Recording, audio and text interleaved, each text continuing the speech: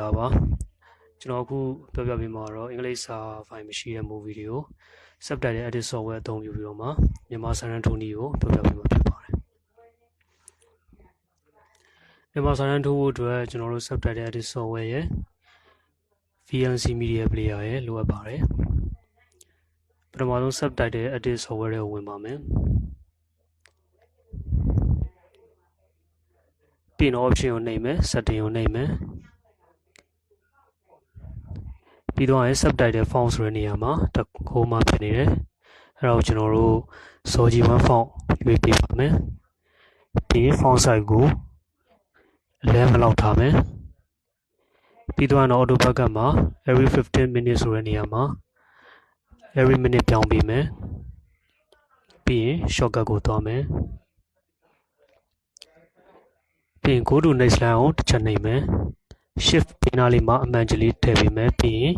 key နေရာမှာခု return ဖြစ်နေတယ်ကျွန်တော်တို့က speed ကိုပြောင်းပေးရမယ်အဲကျွန်တော်မြားလေးကိုနှိပ်မယ်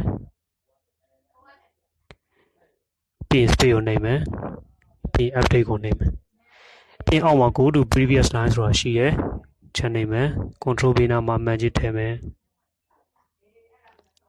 key မှာခုနမ်းဖြစ်နေတယ်ကျွန်တော်တို့က return ကိုရွေးပေးမယ် return ဆိုတာ enter ပေါ့ပြောမယ်ဆို return ရွေးပြီးရင် update ကိုနှိပ်ပေးမယ်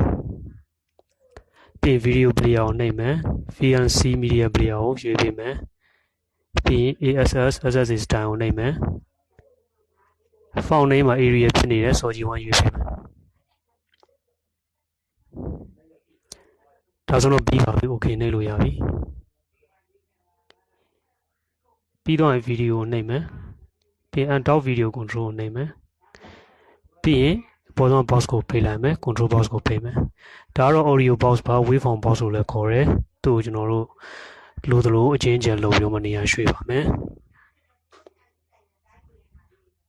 အောက်ဘက်ကိုရွှေ့ထားလိုက်မယ်အပေါ်ကတော့ video box ပါသူ့ကိုလည်းကိုအဆင်ပြေတဲ့ position မှာထားမယ် site ကိုခြုံချက်လုံးမယ်ပြီးရင်ဒီနားလေးကိုလည်းအပေါ်အနေနဲ့တင်ပေးလိုက်မယ်ဟုတ်ပြီအခုဆိုရင်ကျွန်တော်ပြောပြမှာကစာဖိုင်မရှိတဲ့ movie ကိုဘယ်လိုမျိုးလုပ်မလဲဆိုတာဘယ်လိုမျိုးကျွန်တော်မြန်မာစာတန်းထိုးမလဲဆိုတာကိုပြောပြပေးသွားမှာဖြစ်ပါတယ်အဲ့တော့ video နှိပ်မယ် open video file ကိုနှိပ်မယ်ပြီးရင်ကိုပြန်ချင်တဲ့ဘာသာပြန်ချင်တဲ့ movie ကိုရွေးချယ်ပေးမယ်ကျွန်တော် Aquaman trailer ကိုဘာသာပြန်ပြမယ်နှိပ်လိုက်ပါမယ် movie ကိုရွေးမယ်ပြီး open ချက်နှိပ်မယ်ဟောအောက်မှာဆိုရင် waveform button တွေပါပေါ်လာပါပြီအဲ့လိုမပေါ်လာဘူးဆိုရင်အဲ့ button တွေပေါ်တစ်ချက်နှိပ်ပြီးတော့ဆောင်းဆိုင်ပေးလိုက်ပါဒါဆိုရင်ဒီ line တွန်လေးပေါ်လာမှာပါအဲ့ line လေးတွေကအတန် line တွေဖြစ်ပါတယ် waveform button လို့လည်းခေါ်ပါတယ်အဲ့ကျွန်တော် movie ကိုတစ်ချက် play လိုက်မယ် play နှိပ်မယ်ပြီးရင် pause လုပ်မယ်အပြ line လေးကိုသတိထားပြီးကြည့်ပါ movie play တဲ့အခါမှာအပြ line တွေပါလိုက်ပြီးရွေ့သွားတယ်အတန် line တွေရှိတဲ့နေရာကိုလိုက်ရွေ့ရဖြစ်ပါတယ်ထပ်ပြီး movie ကို play ပါ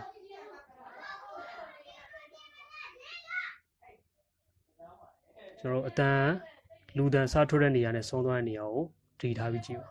play လိုက်ပါအတန် line လေးပြလေးကိုလိုက်ကြည့်နေပါဟုတ်ပြီလူတန်အဲ့နေရာစားထွက်တဲ့ဒီနေရာမှာဆုံးတယ်ဒါဆိုရင်စားထွက်တဲ့နေရာနဲ့ဆုံးတဲ့နေရာကို line ဆွဲမယ်ဟောတစ်ချက်ပြီးတော့ဆွဲပါပြီးရင် right click နှိပ်ပါ attach here ကိုချက်နှိပ်ပါပြီးရင်ကိုကြားလိုက်ရတဲ့ခုနကအဲ့အပိုင်းခြားမှာကြားလိုက်ရတဲ့အတန်ကိုဒီမှာဘာသာပြန်ရိုက်ထည့်ရမှာပါရှေ့မှာတစ်ချက်နှိပ်ပြီး movie ကို play ကြည့်ပါဒါဆိုရင်ကိုဒီ period မှာကြားလိုက်ရတဲ့အတန်ကိုခုရိုက်ထည့်လိုက်ပါ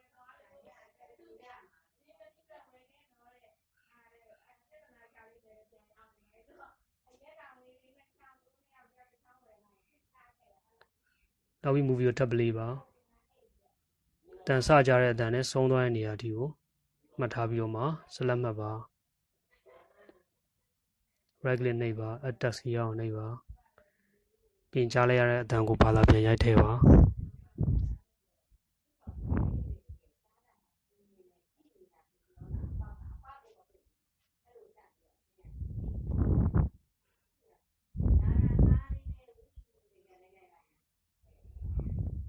ပြီးရင်ဒီနေရာမှာဆိုရင်ဆုံးနေပြီအဲ့လိုမျိုးဆုံးနေတာမျိုး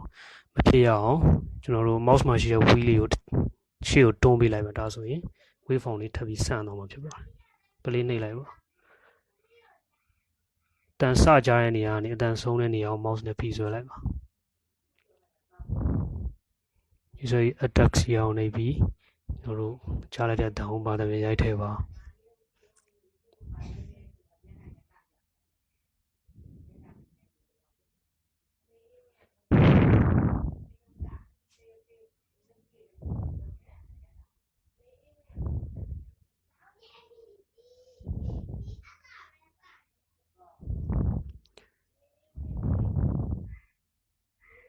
ပြီးရင် play တစ်ချက်နှိပ်ပါ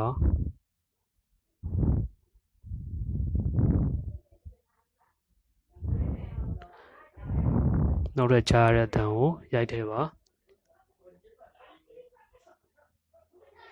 ဟုတ်ကဲ့အဲ့လိုနည်းနဲ့ကျွန်တော်တို့ movie တွေကို survival movie တွေကိုပြန်လို့ရပါပြီကျေးဇူးတင်ပါတယ်